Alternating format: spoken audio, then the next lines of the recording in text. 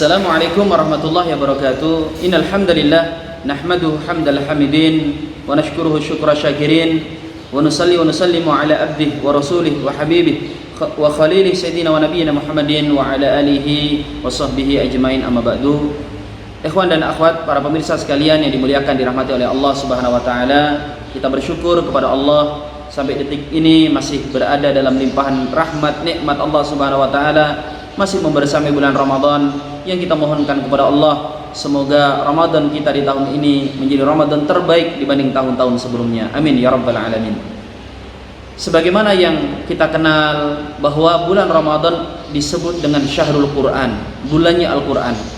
Kenapa demikian? Karena di bulan Ramadan ini adalah bulan pertama kali di mana wahyu diturunkan kepada Al-Mustafa Muhammad sallallahu alaihi wasallam.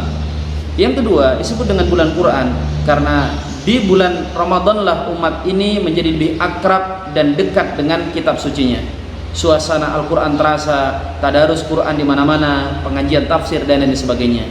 Dan memang kalau kita lihat bercermin kepada kehidupan ulama-ulama klasik terdahulu, begitu mereka masuk bulan Ramadan, bahkan mereka menghentikan aktivitas mereka mengajar fikih, hadis, dan mereka kemudian fokus untuk lebih akrab dan dekat dengan kitab sucinya.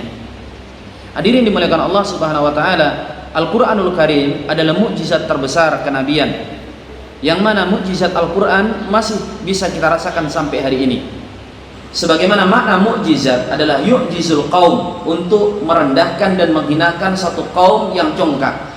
Maka demikian juga Al-Quran, dia hadir untuk meluluh lantakkan segala bentuk kecongkakan kita ketika menentang wahyu ilahi, menentang risalah yang dibawa oleh Nabi kita Muhammad SAW. Dan sebagaimana tipikal mukjizat, ikhwas sekalian, itu disesuaikan dengan keadaan kaum di mana Nabi itu diutus. Maka demikian juga Al-Quran, dia sangat sesuai dengan keadaan kita. Misalnya di masa Nabi Musa alaihissalam, umat manusia atau kaum di mana Nabi Musa diutus kala itu berbangga-bangga dengan kadikdayaan, berbangga-bangga dengan ilmu sihir. Maka kemudian Nabi Musa diberikan mukjizat dengan genre, dengan model, ya beliau bisa membelah lautan dengan tongkatnya, dan tongkat ini ketika dilemparkan menjadi ular besar, ketika tangan beliau dimasukkan ke dalam ketiak keluar cahaya yang bersinar terang. Seperti itulah untuk memberikan pemahaman dan menaklukkan sihir-sihir yang ada pada masa itu tidak akan bisa menandingi mukjizat. Para penyihir-penyihir Nabi Musa kala itu paham bahwa yang dimiliki oleh Nabi Musa itu seperti sihir tapi bukan sihir, karena sihir tidak bisa seperti itu. Demikian juga di masa Nabi Isa, ketika umat manusia atau kaum di mana Nabi Isa diutus berbangga-bangga dengan ilmu ketabiban, dengan ilmu kedokteran, maka mukjizatnya Nabi Isa yang modelnya kurang lebih seperti itu. Tetapi apa? Para tabib dan ahli kesehatan di masa Nabi Isa itu memang mengetahui bahwa Nabi Isa bisa menyembuhkan, memiliki kemampuan seperti seorang dokter yang luar biasa. Tetapi mereka tahu bahwa itu bukanlah ilmu kedokteran, karena Nabi Isa bahkan bisa menghidupkan orang yang sudah mati. Maka demikian juga hadirin yang dimuliakan Allah, Al-Quranul Karim, mukjizat agung ini Allah turunkan kepada Nabi kita Muhammad SAW. Di antara mukjizatnya adalah susunan bahasanya yang begitu indah memukau, yang dimana kala itu ketika Rasul diutus, umat manusia khususnya bangsa Arab, mereka berbangga-bangga dengan syair, dengan prosa yang mereka karang. Tetapi kemudian ketika Al-Quran turun, bahkan ahli syair terbaik orang Arab sekalipun tahu bahwa yang bersama Rasulullah, yaitu ayat-ayat Al-Quran, itu bukanlah syair, dan mustahil syair bisa menyamai kedudukan Al-Quranul Karim. Tetapi ikhwas sekalian yang dimuliakan Allah Ta'ala, kemukjizatan Al-Quran tentu bukan hanya terbatas dari susunan bahasanya. Jika dari bahasa, ya itu sudah satu hal yang ma'fum kita pahami. Tetapi mukjizat Al-Quran itu untuk menaklukkan dan menjatuhkan setiap kecongkakan umat di mana Nabi Muhammad SAW diutus. Kita ketahui bahwa Rasulullah Muhammad itu diutus bukan untuk bangsa Arab, beliau diutus untuk seluruh umat manusia sampai hari ini, bahkan juga kepada bangsa jin. Maka apapun yang dibanggakan oleh umat manusia lintas generasi hari ini, Al-Quran datang untuk menaklukkannya. Kita simak sejarah misalnya, ketika umat manusia berbangga-bangga dengan sains, dengan pengetahuannya, ternyata kemudian Al-Quran hadir menunjukkan betapa Al-Quran meskipun dia adalah kitab suci mengandung informasi-informasi yang berkaitan dengan masa depan, bahkan berkaitan dengan ilmu pengetahuan, sehingga lahirlah ilmu-ilmu besar di masa kebesaran Islam. Ibnu Ulwan ketika membaca firman Allah Ta'ala, fangduru ila samarihi ida asmara wa yan'id, dan hendaknya manusia memperhatikan bagaimana tanaman-tanaman mereka ketika mulai berbunga dan mulai matang. Hasil dari pengamatan beliau melahirkan kitab Al-Filahah yang hampir 6 abad menjadi panduan dunia kala itu dalam bidang pertanian. Bahkan sampai hari ini masih relevan untuk dikaji dan dipelajari. Karena bukankah kunci kesuksesan sebuah pertanian, tanam tanaman itu dari benih dan bagaimana mengelola masa panen.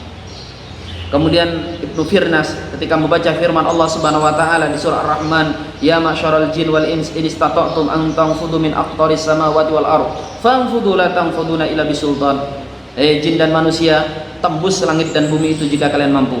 Tapi ingat, menembus keduanya hanya dengan sultan. Dari pengamatan yang mendalam, dengan pembelajaran yang begitu intensif, beliau kemudian bisa menerbangkan pesawat terbang jauh sebelum Wright bersaudara.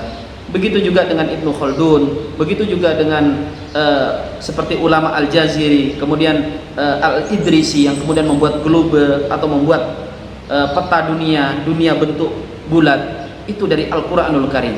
Maka kalau kemudian hari ini sebagian kita mulai ribut lagi masalah bumi datar, bumi bulat, kita ini sebenarnya hanya mengulang permasalahan klasik. Kita ketinggalan di zaman ya. Karena di abad ke-9 itu kaum muslimin beserta para ulama itu sudah sepakat bahwa bumi ini bulat. Sedangkan wacana bumi bulat baru dibicarakan di dunia barat itu di abad ke-16. Alangkah tertinggalnya mereka. Dan itu pun karena terpengaruh dari pemikiran-pemikiran muslim. Maka pengusung misalnya teori bumi datar, yang ketika mereka berdebat di tataran ilmiah kalah, tidak bisa membuktikan teori mereka, tidak bisa mempertanggungjawabkan penemuan mereka atau teori mereka kemudian mencoba mencari pembenaran di dalil-dalil agama. Padahal kaum muslimin, para ulamanya justru berdasarkan dalil-dalil Quran dan Al-Hadis, mereka mengatakan bahwa bumi itu adalah bulat. Bahkan Syekhul Islam Ibnu Taimiyah rahimahullah taala, kemudian Ibnu Hazm dan sebagian ulama mengatakan bahwa telah ijma tentang pendapat ini berdasarkan ilmu pengetahuan dan juga tentang dalil Quran dan Al-Hadis. Hadirin dimuliakan Allah Subhanahu wa taala. Demikian majunya muslimin pada masa itu ketika mereka kembali kepada Al-Qur'an. Dan hari ini ketika kita lalai dari Al-Qur'an, Al-Qur'an hanya menjadi bacaan yang bahkan kita tidak tahu artinya, maka kemukjizatan Al-Qur'an itu seperti hilang dari kita. Padahal Quran akan senantiasa segar isi kandungan termasuk kemukjizatannya. Dan alhamdulillah ketika hari ini umat sudah mulai menggeliat sadar kepada Qur'annya, pondok-pondok takfiz menjamur, semangat anak-anak kita menghafal Al-Quran mulai bermunculan, dan ulama-ulama mulai melakukan penelitian lebih mendalam terhadap ijaz Al-Quran, kemukjizatan Al-Quran. Ditemukanlah hal-hal baru, termasuk hari ini misalnya umat manusia sedang apa sih yang digandrungi? Mereka gandrung dengan angka kan? Bahkan hari ini semuanya berbicara angka, yang nggak bisa diangkakan pun coba diangkakan. Bukankah teknologi kita hari ini angka sebenarnya? Orang bahkan bahagia hari ini diukur. Ente kalau bahagia dibuat level 1 sampai level 10, Anda berada di skala mana kebahagiaan Anda? Itu kan diangkakan hari ini. Semuanya serba diangkakan. Maka Al-Quran ternyata hadir dengan keajaiban angka-angka. Sampai kemudian ulama hari ini menulis buku tentang rahasia angka 7 dalam Al-Quran, keseimbangan kata dalam Al-Quran, kenapa kata ini disebut sekian, kata ini disebut sekian, dan sebagainya. Meskipun ilmu ini masih bisa dikatakan prematur, masih belum matang, masih membutuhkan mungkin sekian generasi untuk bisa matang dan mengetahui, mengungkap kemukjizatan Al-Quran lebih dalam. Tentu ilmu seperti ini bukan ilmu gatuk-matuk ya, seperti kita yang semuanya dihubung-hubungin, WTC meledak, oh ini ada di ini terjadi begini, ini begini. Itu namanya ilmu cocokologi. Cocokologi atau cocoklogi, sudahlah terserah. Yang penting kita tidak boleh menggunakan Al-Quran sebagai pembenaran atas kebodohan kita. Demikian hadirin dimuliakan Allah, semoga sedikit bermanfaat. Allah Subhanahu wa taala hadirkan kemukjizatan Al-Qur'an itu di dalam hati kita, sehingga keimanan, ketundukan dan kepatuhan kita dalam mengikuti dan mengimami Al-Qur'an semakin kuat. Amin ya rabbal alamin. Wassallallahu wasallim ala habibina Muhammadin. Wassalamualaikum warahmatullahi wabarakatuh.